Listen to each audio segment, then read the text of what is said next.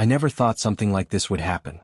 But I guess that's how betrayal works. It sneaks up on you when you're least prepared, like a shadow in the night. One moment everything feels safe, familiar, like home. Then suddenly, without warning, the foundation cracks, and you're left wondering how long it's been broken without you noticing. This wasn't just any betrayal. This was something far more deliberate. My wife, Tessa, had been spinning a web of deception so carefully, so methodically, it was almost impressive. Almost. The thing about lies, though, is that they have a way of surfacing. No matter how deeply buried, the truth claws its way out eventually. For 6 years I never questioned her. She was more than just my wife. She was my closest friend, the one person I believed would always be there. We met during college, bonding over late-night talks, shared dreams, and quiet laughter. She was brilliant, witty, beautiful, the kind of person you're proud to build a life with. And that's exactly what we did. Our days were filled with small, ordinary moments, the kind that quietly build the pillars of a solid marriage. I believed we had love. I believed we had trust. I was wrong. The changes came slowly at first, almost invisible. She started going out more often. Girls' nights, weekend trips, little getaways that didn't seem out of character. Tessa had always been sociable, so I didn't think twice. But then the late nights began. She would return home exhausted, offering vague explanations. Her phone, once casually left around the house, was now glued to her side, always locked, always guarded. I kept telling myself I was being paranoid. But some part of me, the part one had ignored for too long, started to stir. One night, after grabbing a few beers with a coworker to celebrate his promotion, I got home just past midnight. I expected to find the house dark, her asleep. But the living room light was still on. She sat on the couch, her phone glowing in her lap. When she saw me, she immediately grabbed it, shielding the screen like a child caught sneaking a treat. That split second, it said everything. My gut twisted. After that, I couldn't shake the feeling. Things that once seemed normal now stood out like red flags. A necklace she said she lost on a girl's trip. Messages that vanished from her phone. Apps suddenly protected by passwords.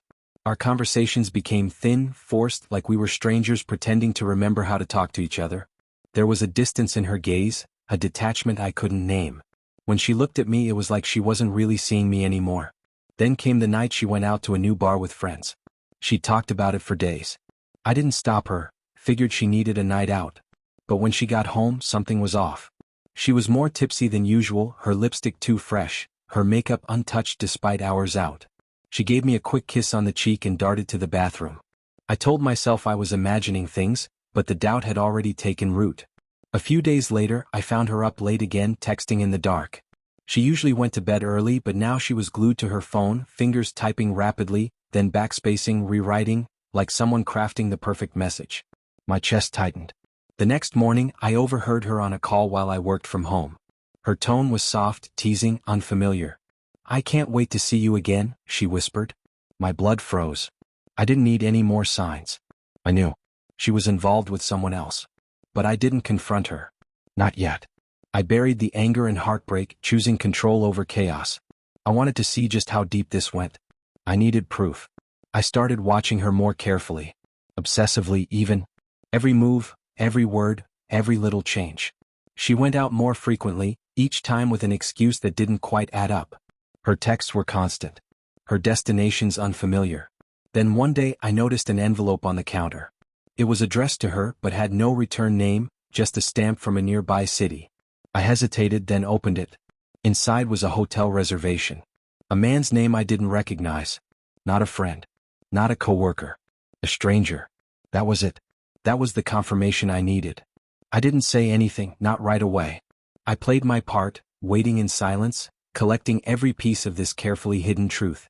I had to know the full extent of her betrayal before I could decide what came next. She had hidden the pieces of her secret life with such precision, but I gathered them one by one. It began the morning she left her phone unattended while taking a shower. I didn't hesitate. Using a tool from work, I mirrored her device to mine. Messages, calls, even the ones she'd deleted. Everything she thought was buried was now in my hands. And there it was, unmistakable proof. Messages to a man named Aiden.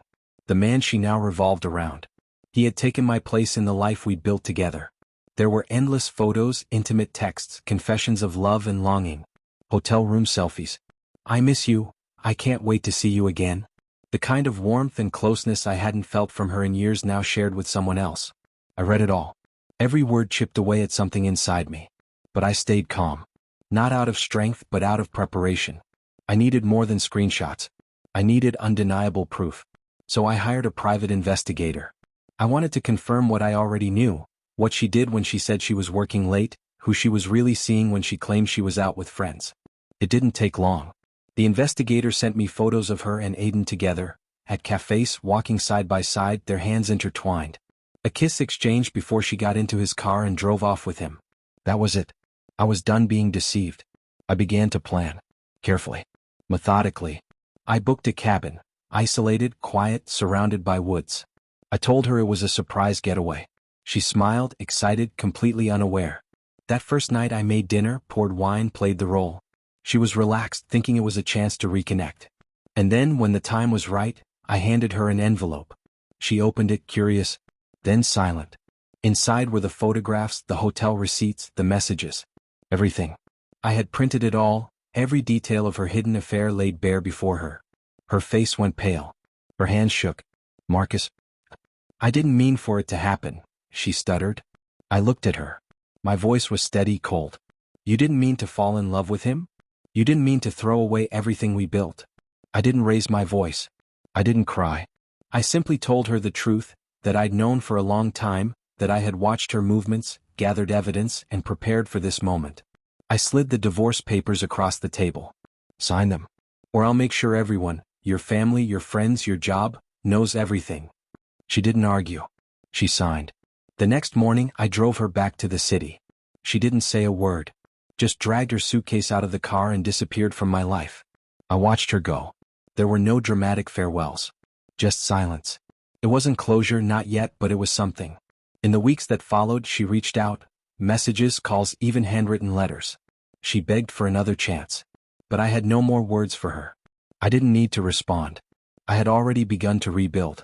I poured myself into my work, rediscovered old hobbies, and surrounded myself with people who genuinely cared. Eventually the ache gave way to peace. The anger faded. I felt lighter, like I'd finally shed a weight I hadn't realized I'd been carrying. Months later she reached out again.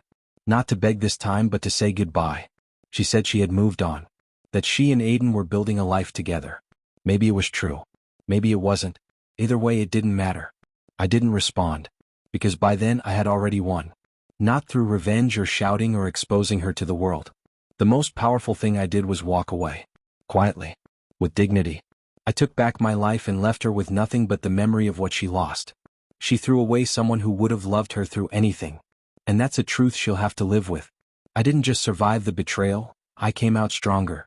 And in the end, the most brutal revenge is not to hurt someone back, but to show them you didn't need them to begin with.